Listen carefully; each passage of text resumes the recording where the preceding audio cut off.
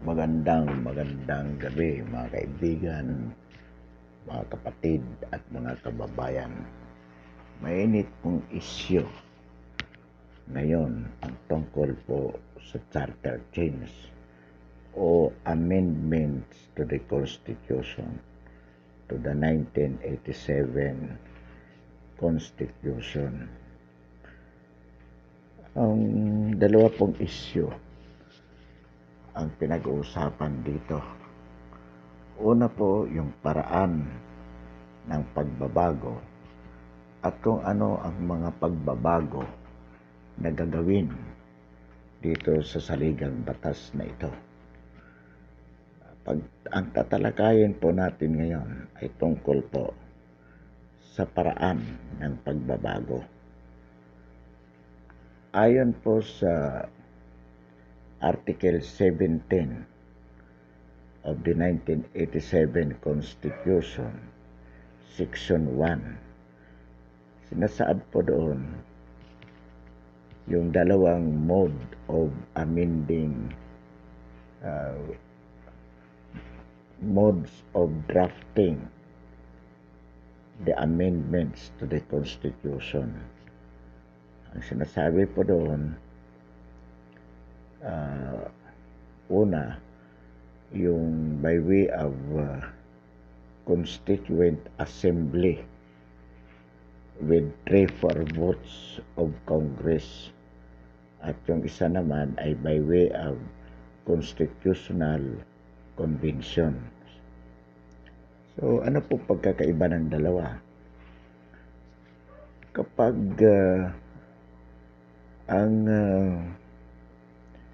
sa Constituent Assembly po, ang Congress mismo, composed of two houses, by way of a law with 3/4 votes, will convert itself into a Constituent Assembly and for them to write the draft of the amendments to the Constitution. Yung pangalawa naman po, magkakaroon po ng eleksyon upang iboto ang mga delegates to the Constitutional Conventions na siya pong magsusulat ng draft of the Constitution, draft to any amendments of the Constitution. Itong Constitutional Convention po, napakagastos ito sapagkat nationwide election ito, where every district, legislative district, shall elect a delegate. So kung may 300 po tayong congressional districts, ibig po sabihin niyan, mag-i-elect tayo ng 300 delegates nationwide. Bukod po sa napakagastos yan sa bahagi ng ating gobyerno at siyempre doon sa mga kandidato, matagal din po sapagkat bibigyan mo yan ng mahabang enough time to campaign. So it will take time. Tapos napakagastos. Samantalang po dito sa the first mode, where Congress has to convert itself into a Constituent Assembly, sa pamamagitan lang po ng isang batas na aprobahan po nila by 3/4 votes.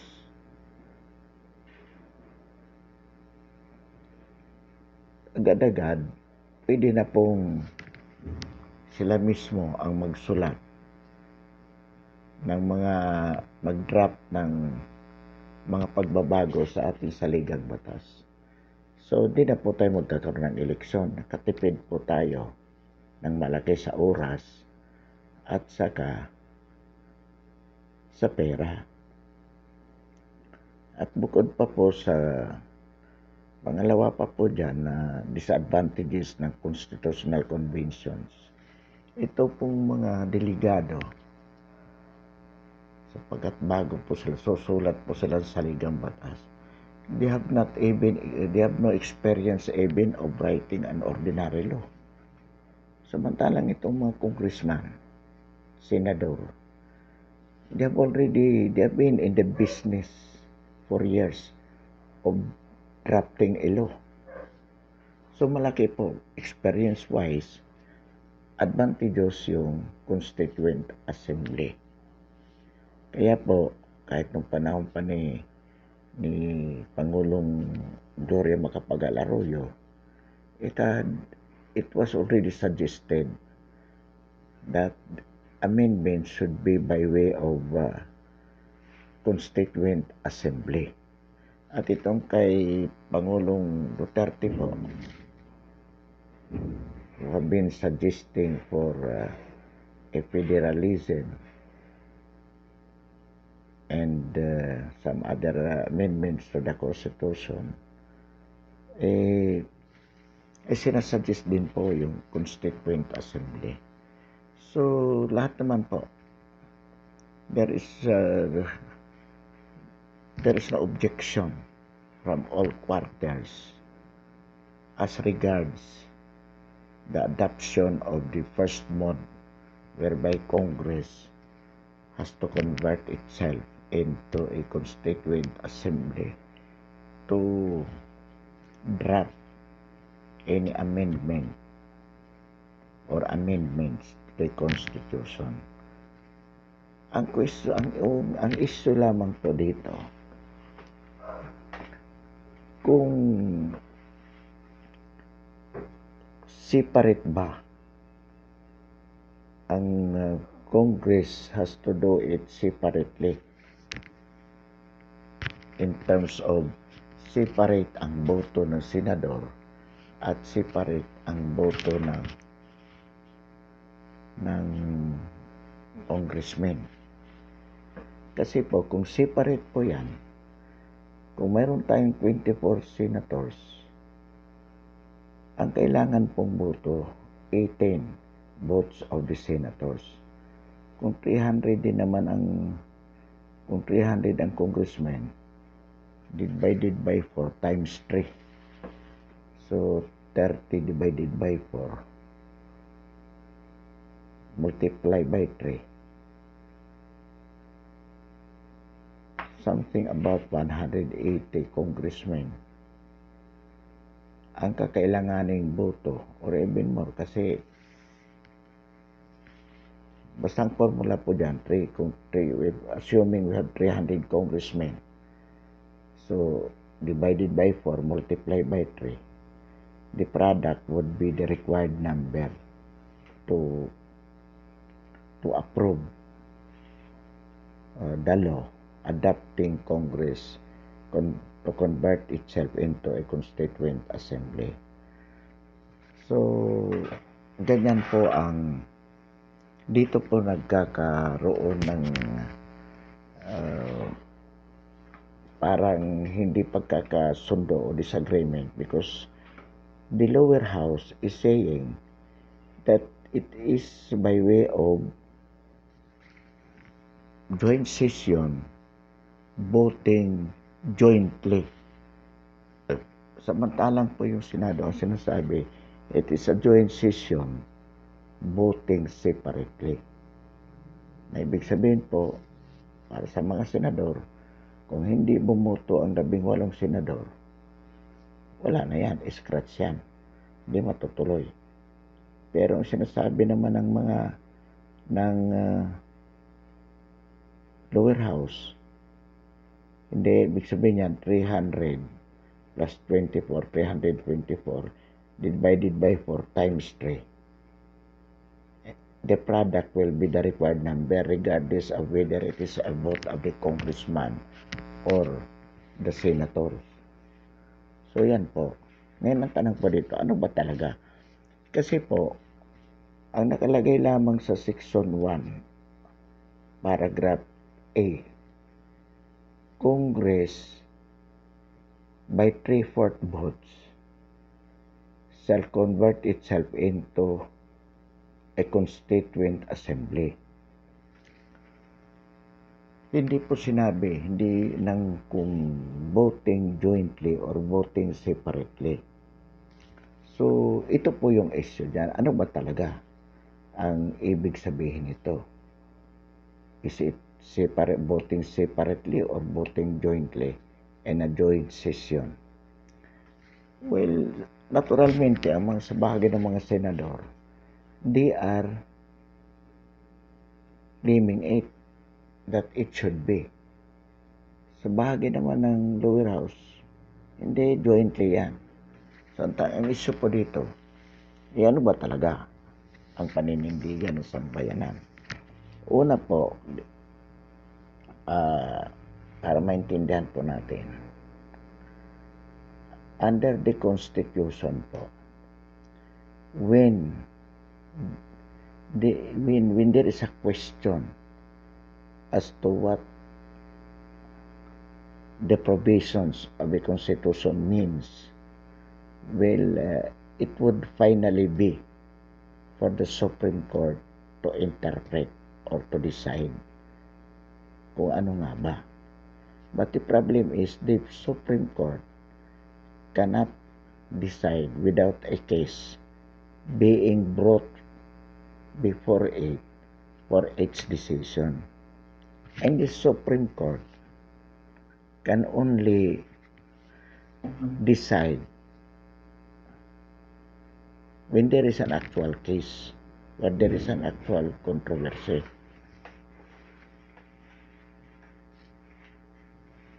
So, ang ibig po sabihin niyan, kailangan, para madesisyonan ng Supreme Court yung issue na ito as the final arbiter, magkaroon po muna ng kaso kung saan question yung ganitong issue.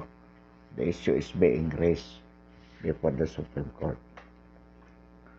Pero bago po yung Supreme Court na yan, ano nga po ba talaga ang paninindigan ng sambayanan dito? Well, kung babasahin po natin ang saligang batas sa kanyang kabuuan, which is the proper way of interpreting a document. The 1987 Constitution being a document, we have to interpret it in the whole context.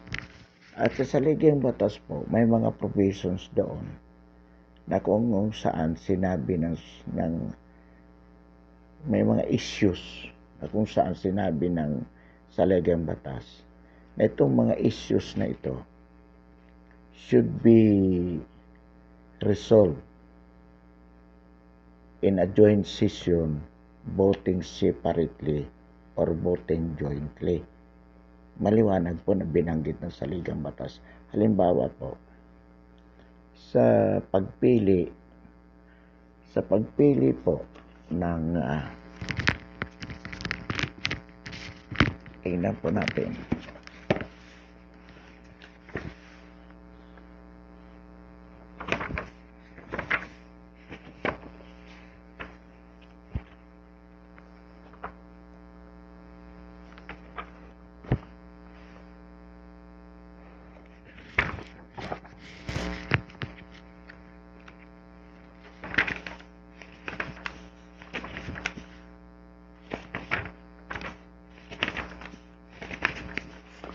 Halimbawa po,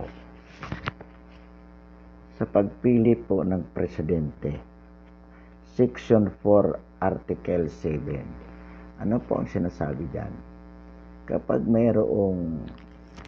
nagkaroon ng tie votes sa dalawang kandidato for president, Congress in a joint session shall choose who can be the president between the two. How shall they do it? In a joint session, voting separately. So, ibig sabihin po, hiwalay ang boto ng Senado at hiwalay ang boto ng mga congressmen. That is according to Section 4, Article 7 of the Constitution. Pangalawa po, determination of the President's disability. Paano po ba to? Under Section 11, Article 7. Ano po ang sinasabi doon?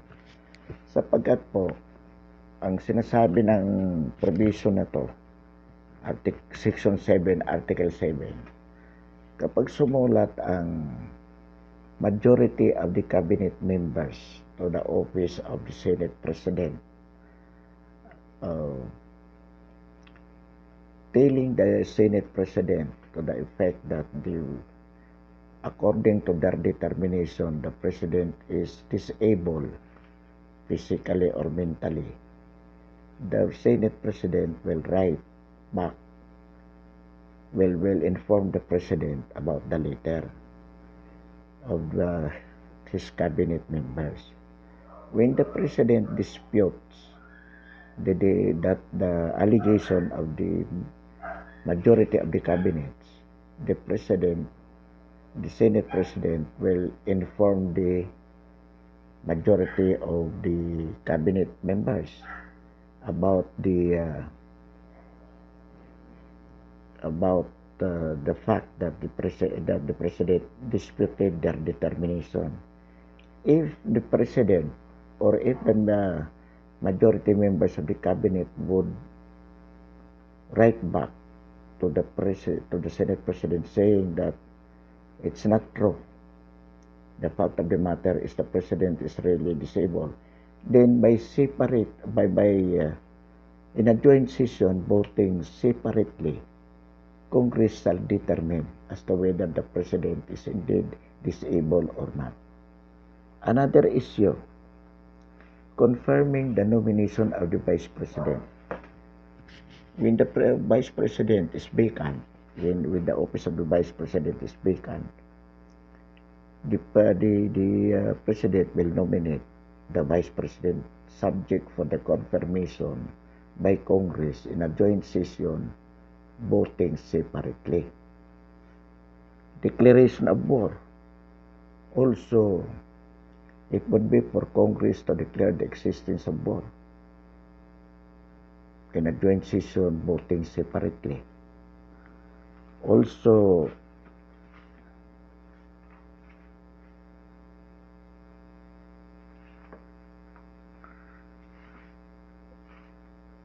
now with respect to as to whether the martial law, with respect to whether Congress,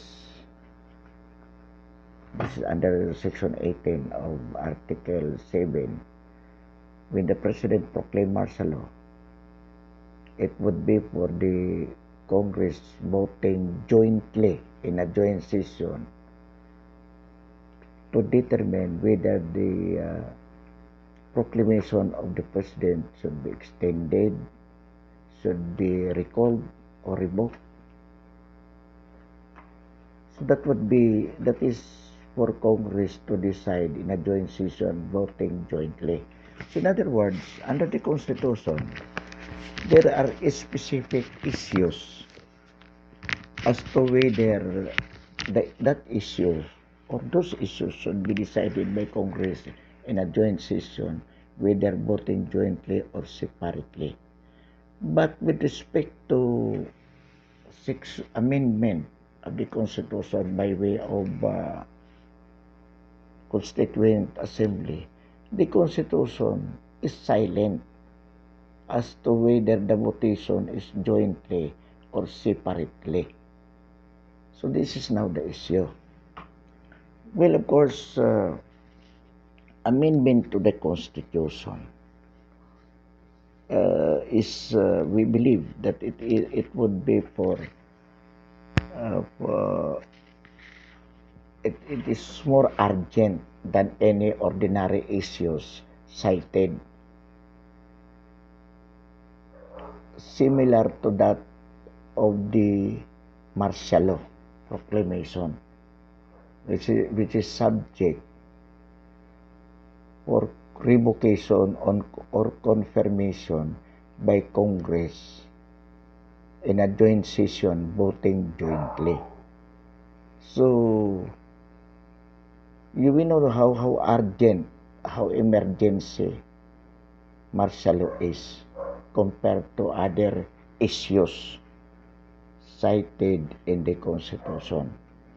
In the same way that we believe that the constitutional amending the Constitution can only be done so when there is an urgency for the purpose in terms of needed reforms, which cannot be done without first amending the Constitution.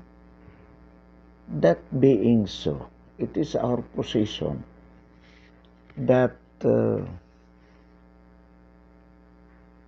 similar to martial law urgency, the conversion of Congress into a constituent assembly for the purpose of drafting any amendment to the Constitution would be it should be by way of joint session voting jointly.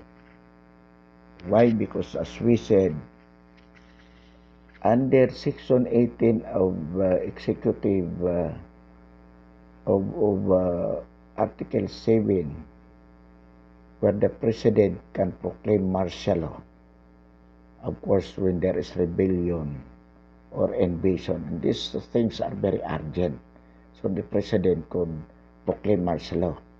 However, his proclamation to that effect would be subject for revocation or confirmation by Congress in a joint session voting jointly. So much so that the amendment to the Constitution cannot just be resorted to for an ordinary reason.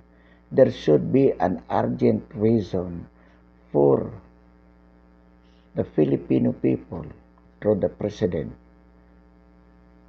to propose amendment to the Constitution. Because should it not be urgent, the Constitution could not just be amended.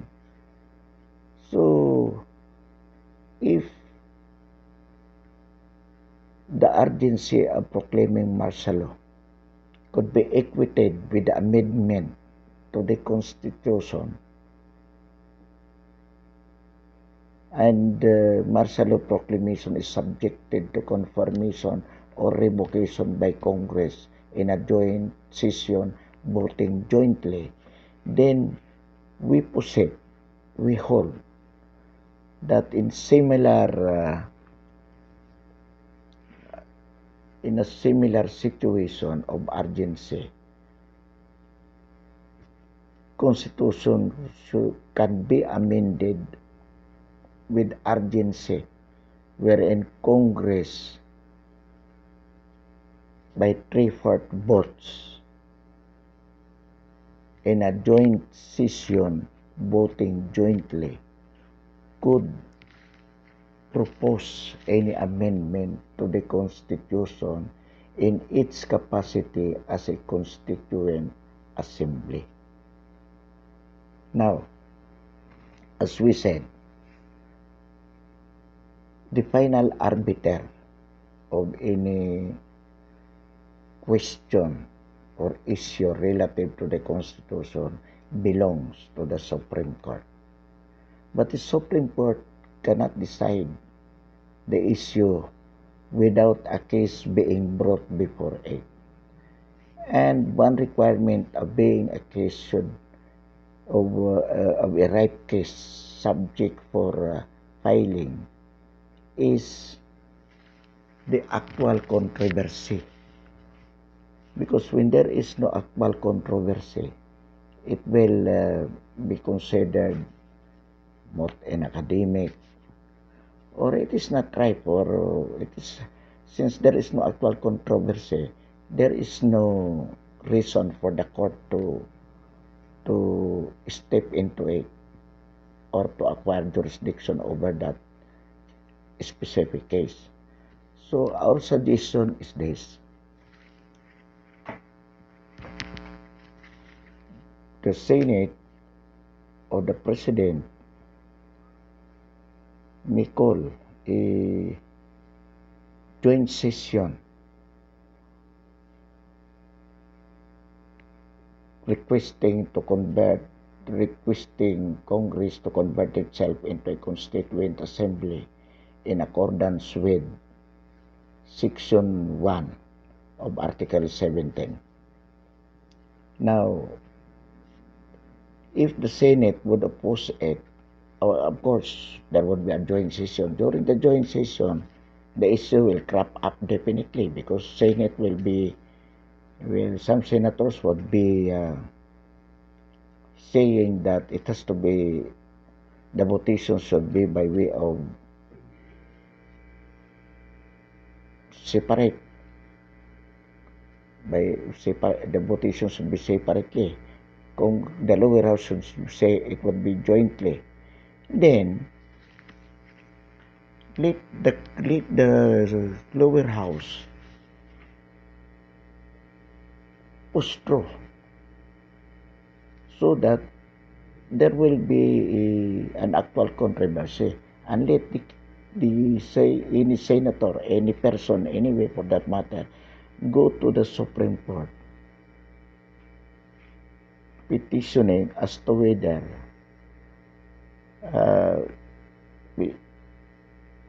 asking the court to determine as to whether it would be illegal or legal or constitutional or unconstitutional for the lower house to do so by way of joint session voting jointly. So yun lang po ang pinaka dyan. Ituloy ng Kongreso ang pagbuo ng Constituent Assembly kung saan gagawin nila ito by 3/4 votes voting jointly. So kung sino man umayaw, let them go to Supreme Court so that finally this issue could be settled. Kasi actually nangyari na ito. It happened during JME's time. JME wanted to have an amendment of the 1987 Constitution proposing to institute parliamentary system of government via Constituent Assembly. It was during the time of De Venecia as Speaker of the House, and they pushed through. But the senators opposed, and the public also threatened De Venecia that should it be continued, there would be a people power, and De Venecia backtracked. He withdrawn the action, and it appears that it is now being repeated. So our proposal here is for the House to go on with it,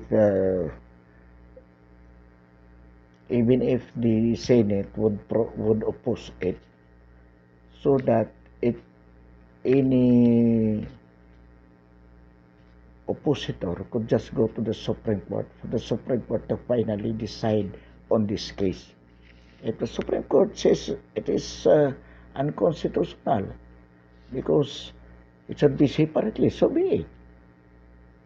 But if the Supreme Court say, then yes, it is constitutional for the lower house to do so, then wala nang magagawa sa mga senador dyan. But this is an opportune time also to finally settle this specific issue. Kailangan ituloy po sa bahagi. Ituloy ito with that concept, Marcolita, kasi ito yung kumbaga ang proponent dito na sa voting jointly, si Congressman Marcolita, and I go with him. I believe also, as we said, we proceed that it should be our interpretation. And our interpretation is based on that Section 18 of Article 7, where a proclamation of martial law could be revoked or confirmed or extended by by Congress in a joint session voting jointly. Napakahalaga po na higit sa anumang issue, mahalaga ang martial law. Kung ikukumpara po natin ang issue ng martial law, kung ikukumpara po natin doon sa mga nabanggit natin issue, choosing the president, determination of the president's ability, proclamation of war, at saka itong confirmation of the vice president. Dito sa mga issues na itong sinasabi, voting those issues should be resolved in a joint session, voting separately. Pero pagdating po sa martial law issue na mas mahalaga, ang sinabi ng saligang batas, it has to be resolved whether martial law is extended, revoked, or be confirmed, should be settled by way of a joint session, voting jointly. So kung babase po natin ito dito, yung amendments to the Constitution, where the Constitution itself is silent as to whether votation in a joint session for the purpose is voting jointly or separately, then we hold that it should be jointly, voting jointly. 300, assuming there are 300 congressmen, that's 24 divided by 4 times 3, the product of which should be the votes required for the conversion of Congress into a constituent assembly, regardless of whether the votes are votes of the senators or congressmen. So that this constitutional amendment, which has long been proposed, could now move into its reality than remaining it as a dream. For the time being po, good night. Marami pong salamat, and we invite everyone to subscribe our channel as a token of support ang ating paninindigan sa napapanahong issue ng lipunan. Marami pong salamat. Magandang gabi muli.